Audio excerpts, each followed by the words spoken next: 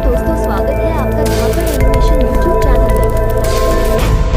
आधुनिक भारत के दूसरी सीरीज में आपका स्वागत है।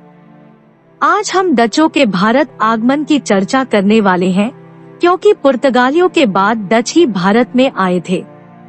सभी यूरोपीय व्यापारी कंपनियों का एक ही उद्देश्य था, व्यापार करके लाभ कमाना था, और वे अपने अपने राजाओं से एक प्रमाण पत्र लेकर एक ही मैदान में उतरे।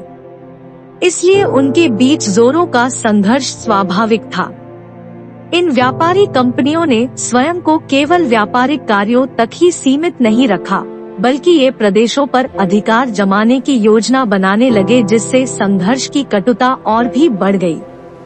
17वीं शताब्दी के पूर्वार्ध में पुर्तगालियों और डचों के बीच, पुर्तगालियों और अंग्रेजों के बीच तथा डचों और अंग्रेजों के बीच त्रिदलीय संघर्ष चल रहा था।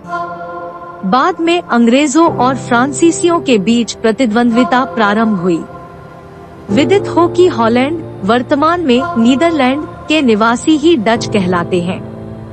पहला डच जहाजी बेड़ा, जो केप ऑफ गुड होप अंतरीप पार कर मलय द्वीप समूह पहुंचा, हॉलैंड से अप्रैल 1596 में रवाना हुआ और 1597 में लौट गया। इस सफल समुद्र यात्रा से डचों को बड़ा उत्साह मिला। हॉलैंड और जोलैंड के कई शहरों में भारतीय व्यापार के लिए नई कंपनियां स्थापित की गई, परंतु 20 मार्च 1602 को चार्टर के अनुसार इन सारी कंपनियों को मिलाकर United east India company of the Netherlands का निर्माण किया गया। इस चार्टर द्वारा डच स्टेट्स जनरल व्यवस्थापिका सभा ने युद्ध चलाने, संधि करने, प्रदेशों पर अधिकार रखने और किलेबंदी करने का अधिकार इस कंपनी को प्रदान किया, और इस प्रकार उसने यूनाइटेड कंपनी को युद्ध एवं विजय का एक प्रबल अस्त्र बना दिया। 1605 में डचों ने पुर्तगालियों से अम्बोयना, इंडोनेशिया का एक द्वीप छीन लिया और धीरे धीरे स्पाइस द्वीपसमूह में उनका स्थान ले लिया। 1609 में पूर्वी द्वीपसमूह का गवर्नर जनरल पाइटरबोथ को बनाया गया और कौंसिल स्थापित किया गया। उसके उत्तराधिकारी जैन पाइटरसुन गोया ने जकट्रा जीता और इसके भग्नावेश पर 1619 में बटाविया की स्थापना की। 1639 में उन्होंने गोवा को घेर लिया। 1641 में मलक्का पर अधिकार किया और 1658 में अंतिम पुर्तगाली अड्डा लंका पर दखल जमा लिया। 1664 आते आते मालाबार तट स्थित पुर्तगाली अपने अधिकांश प्रारंभिक उपनिवेशों से निकाल बाहर किए गए। 1739 तक लंका में डचों की नीति थी कि लंका के सम्राट के साथ, जो कैंडी में रहता था, मैत्रीपूर्ण संबंध बनाए रखे। पुर्तगाली कुशासन के चलते जो लोग प्रत्यक्ष रूप से प्रभावित हुए थे, उन्हें डचों ने अनेक सुविधाएं देकर अपनी तरफ आकर्षित किया। उन्होंने सिंचाई तथा खेतीबाड़ी के लिए दक्षिण भारत से दास मंगवाकर और कपास तथा नील के जैसे नई पैदावार को प्रोत्साहित किया। डच सुमात्रा, जावा तथा मलक्का द्वीपसमूह की पैदावार मिर्च और मसाले के कारण ही इन टापुओं में आए थे।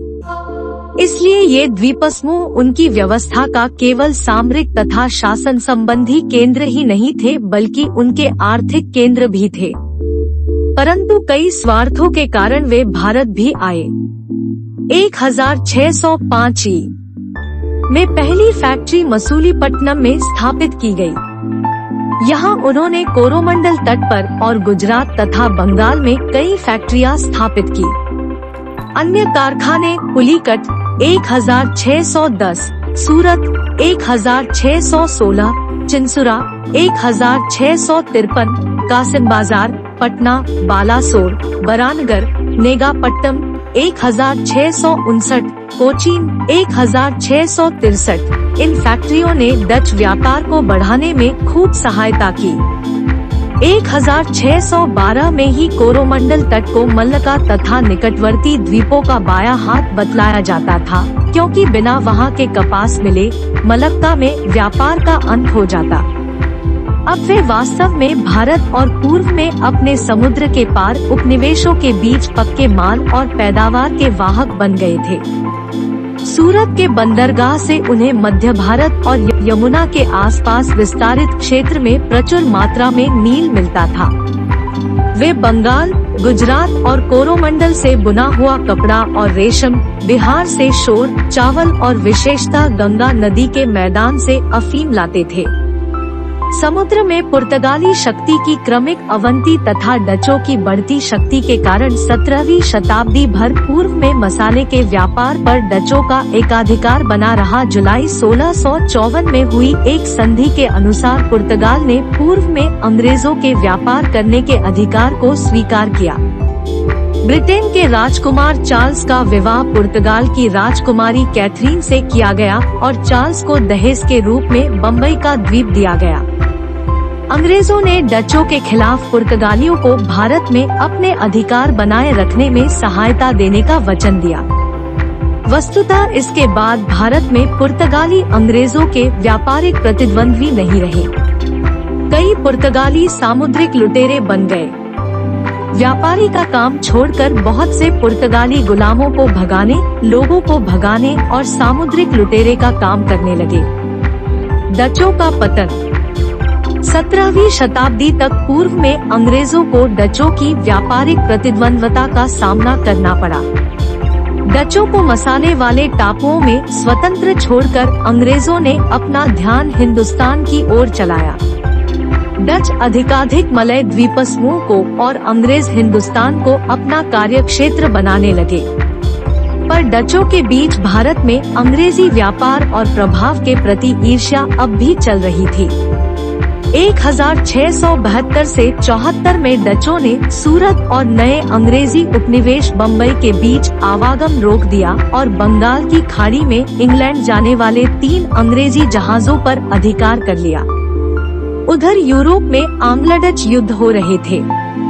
वहाँ डचों को करारी हार मिली, इसलिए वह भारत में भी कमजोर पड़ गए। बेडारा, बंगाल के युद्ध, also called as battle of Chinsurah, में अंग्रेजों ने डचों को बुरी तरह पराजित कर दिया। इससे डचों की प्रभुता की सभी संभावनाएं नष्ट हो गई और बंगाल में अंग्रेजों का कोई यूरोपीय प्रतिस्पर्धी शेष नहीं रह गया। प्लीज सब्सक्राइब और लाइक जरूर करें, इससे हमें मोटिवेशन मिलता है।